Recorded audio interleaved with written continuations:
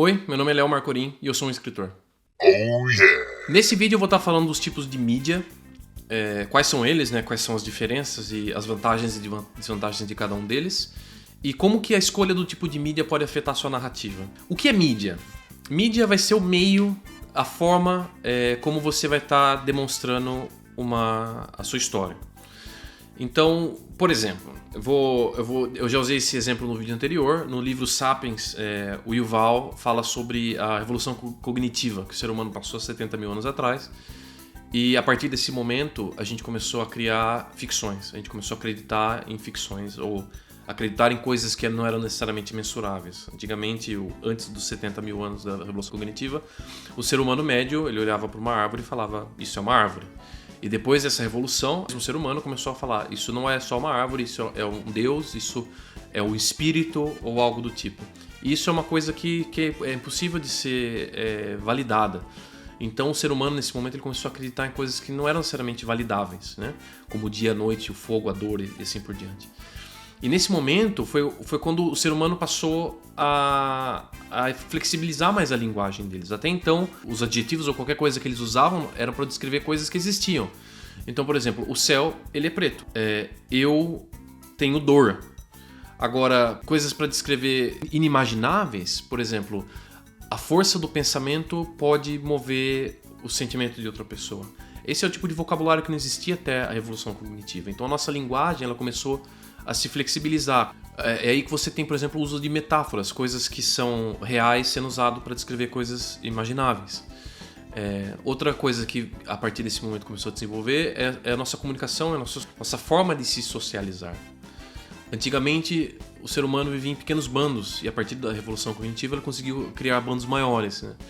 E finalmente você tem essa criação de ficções coletivas, que são coisas que poderiam juntar todas essas pessoas e ao invés de eles estarem se guerreando entre eles por recursos, eles acreditavam na mesma coisa e portanto eles conseguiam se socializar. Então, essa foi a primeira forma de mídia. A primeira forma de mídia foi passado história de pessoa por pessoa. Não existia escrita, não existia televisão, obviamente, tela ou qualquer coisa que seja, livro impresso. Então tudo era passado de boca a boca. Então eu passava todo o meu conhecimento, isso incluíam coisas que eram fisicamente prováveis, quanto coisas que eu acreditava para o meu filho passava para o filho dele e assim por diante. Então a mídia, a primeira mídia de história é a voz e audição. É você guardar histórias na sua cabeça. Depois, com o advento da escrita, e lembrando que a escrita, na verdade, ela foi desenvolvida para você mensurar coisas e você criar registro de posses, quando ela evoluiu para histórias e o lirismo, você tem a criação das primeiras épicas, como a do Gilgamesh, ou até mesmo os gregos com a literatura, o Ilíada, a Odisseia, assim por diante, Homero. E mesmo depois que você tem esses textos grandes que foram escritos, a tradição oral ela ainda era muito importante, porque a produção de textos escritos sempre foi uma coisa muito cara. Você tinha os monges, os escrivões, que copiavam livros na mão. Então foi até o século XV, quando a prensa foi criada, que a difusão de grandes textos ela passou a se tornar economicamente viável. Então você tem essa tradição oral, você tem um pouco dessa tradição escrita, principalmente para registro, e depois você tem, a partir do momento que a prensa é criada, você tem a difusão de grandes textos, né? Então depois da prensa e essa difusão de texto, você tem a criação da fotografia no final, né, do século XVIII, você tem o cinema no começo do século XIX, e depois você tem, obviamente, a internet nos anos 90. Tudo isso foram novas mídias que vieram surgindo e abriram novas possibilidades para a narrativa de história. Agora começar a descrever esses tipos de mídia e quais são as limitações. Então primeiro eu gostaria de falar sobre arte visual. Então eu quero usar dois exemplos aqui e os quadros vão estar aparecendo aqui na tela. Você tem a Guernica do Pablo Picasso, do qual Picasso estava contando o drama de um conflito, o drama de uma guerra. Você tem, por exemplo, a mulher que perde o filho e chora com os filhos no braço. Você tem o simbolismo do touro que quer a tirania. Então, cada um desses símbolos, cada um desses detalhes do quadro, eles contam uma parte da história.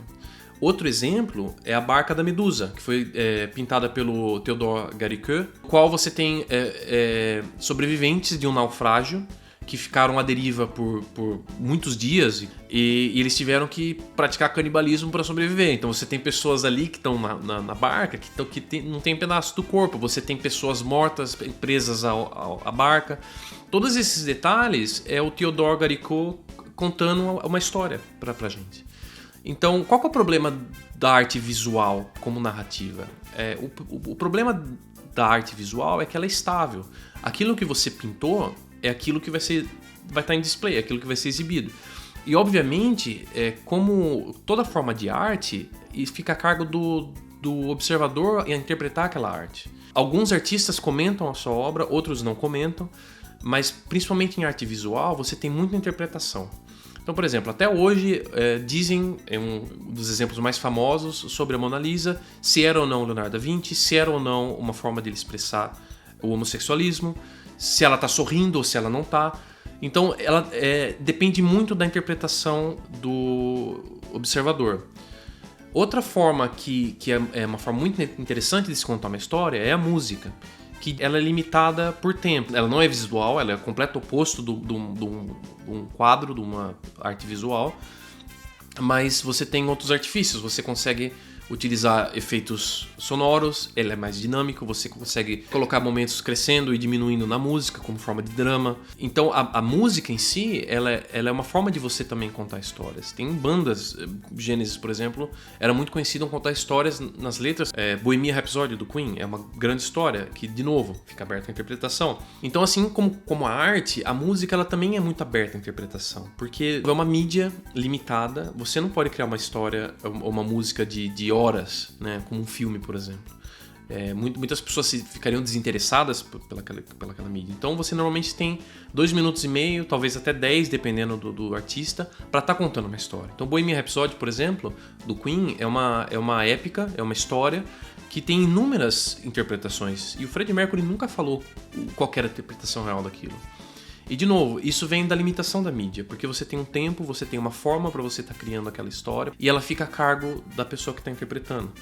Um outro exemplo são as sinfonias do Beethoven. Você tem o Heroica, você tem a Nona Sinfonia, que são sinfonias longas e elas contam diferentes histórias. Por exemplo, a Heroica está falando das conquistas de Napoleão, enquanto que a Nona é a forma de Beethoven de procurar alegria novamente. Ode to Joy, é o Ode à Alegria. É difícil você interpretar essas músicas, obviamente existem especialistas no assunto, mas você consegue sentir alguns dramas, obviamente quando a música vai para baixo, para cima, você consegue sentir a dor, mas você não sabe necessariamente o conteúdo daquela história. E justamente porque você tem essa limitação da mídia, do tamanho ou da forma como você está expressando, nem toda história cabe a ser contada numa música, né? Uma música que tem uma história muito interessante é o The Last Kiss, que o Pearl Jam regravou, por exemplo. A história de um casal que sofreu um acidente e o namorado passou os últimos minutos da vida da namorada dele com ela nos braços dele.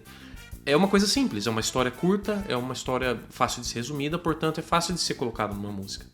Agora, se você quiser, por exemplo, colocar uma grande narrativa numa música ou numa obra de arte como Guernica ou O Barco da Medusa, que você não consegue passar todos esses detalhes. E ela vai estar sempre aberta à interpretação de quem está observando, de quem está ouvindo. Então, você tem essas duas mídias que são completamente opostas, mas elas são relacionáveis, que é a arte visual, a música.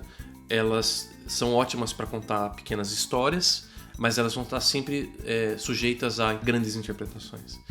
Depois você tem a mídia escrita, então você tem inúmeras formas de você estar escrevendo história, você tem livros, você tem pequenos contos, você tem quadrinhos. Quadrinho é uma forma de mídia muito interessante porque ela mistura o visual com a escrita.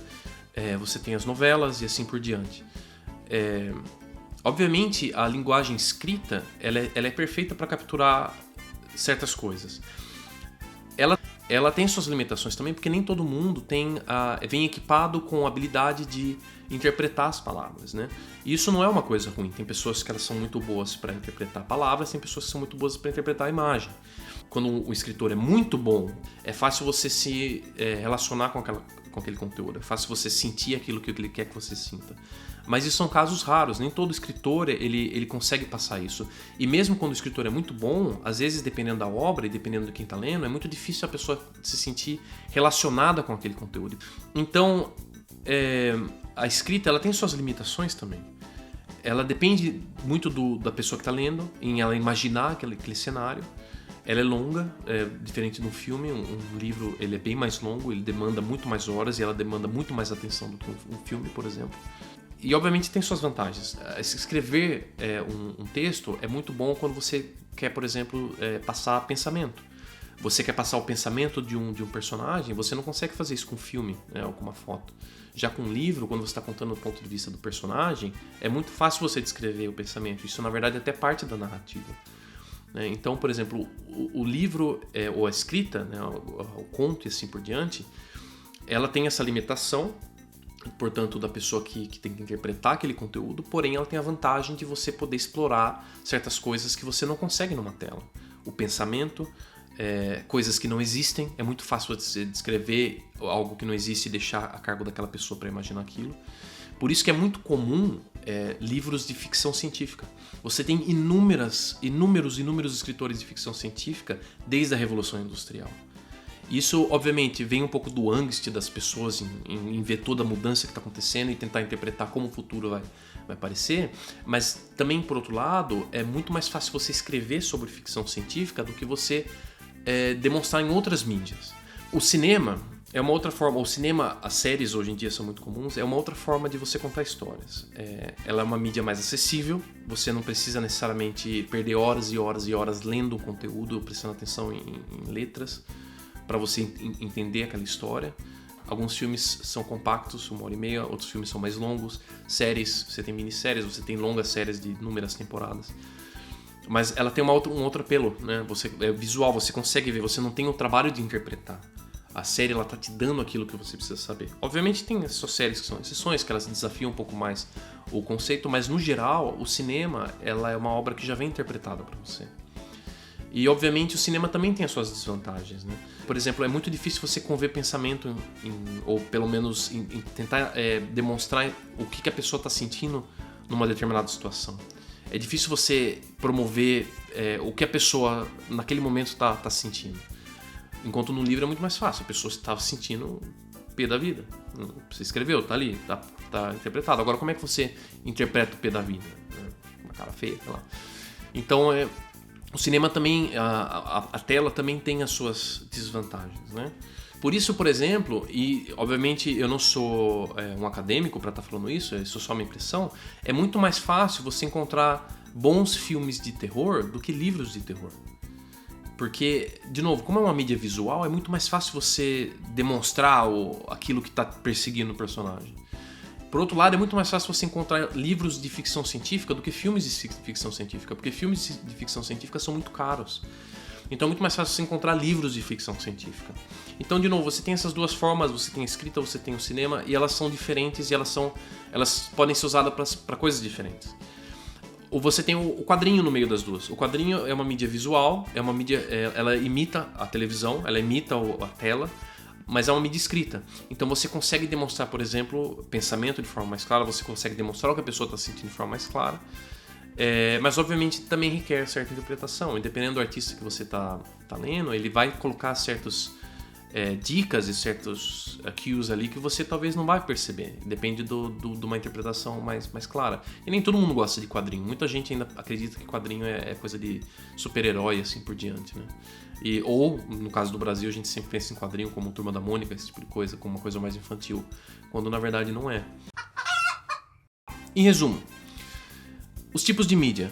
Você tem o boca a boca, você tem, né, a passagem de história de pessoa a pessoa, você tem o texto escrito, a escrita, você tem a mídia visual, artes ou fotografia, você tem a mídia auditiva, a mídia aural, música, você tem a junção um pouco dos dois, que é o cinema, por exemplo, você tem tanto a visual quanto a aural, e você tem os quadrinhos. Então essas são algumas mídias que vocês podem estar utilizando para estar contando as histórias. O último ponto que eu quero falar nesse vídeo é sobre a diferença entre mídia individual e coletiva. Tem certas mídias que elas são individuais. Por exemplo, talvez esse não seja um bom exemplo, mas a música em geral é uma mídia individual. Você tem às vezes o coletivo, você tem bandas que compõem certas peças juntas, Mas normalmente ela sempre sai da ideia de uma pessoa só, enquanto tá todo mundo tentando interpretar aquela ideia. Né? O poema é uma mídia individual. O texto escrito, dependendo, se não for obviamente um texto científico que depende de vários autores, mas se for, por exemplo, um livro que nem A Casa de Poeira que eu publiquei, ela é uma mídia individual. Então você depende de uma pessoa apenas para você produzir toda aquela mídia. Outras mídias, como eu citei os quadrinhos várias vezes, eu citei os filmes, eu citei séries de televisão, elas já são, ou por exemplo, passar de uma história de uma pessoa para outra, elas são mídias coletivas. Você precisa de mais de uma pessoa para estar fazendo aquilo. No caso do quadrinho, você precisa de um roteirista, você precisa de um desenhista, você precisa de um colorista, de uma pessoa que vai fazer os diálogos. Então você precisa de uma equipe para estar fazendo aquilo. Eu não preciso nem falar sobre filme, série, a quantidade de pessoas envolvidas numa produção que nem um filme, uma série. É só você ir na parte dos créditos e você vai ver o número de pessoas que participaram naquela criação. E é isso. Então, muito cuidado na forma que você vai escolher as mídias, porque dependendo da mídia que você escolher, certas histórias vão caber muito bem, certas histórias não vão caber muito bem, e certas histórias você vai depender de outras pessoas para estar produzindo. Então a escolha da mídia ela é muito importante. No próximo vídeo eu vou estar falando sobre gênero e como o gênero ele vai interferir também na mídia. Se você gostou desse vídeo, clique em curtir, no like aqui embaixo, se inscreva no meu canal e me ajude a divulgar esse vídeo e o meu livro. Até mais!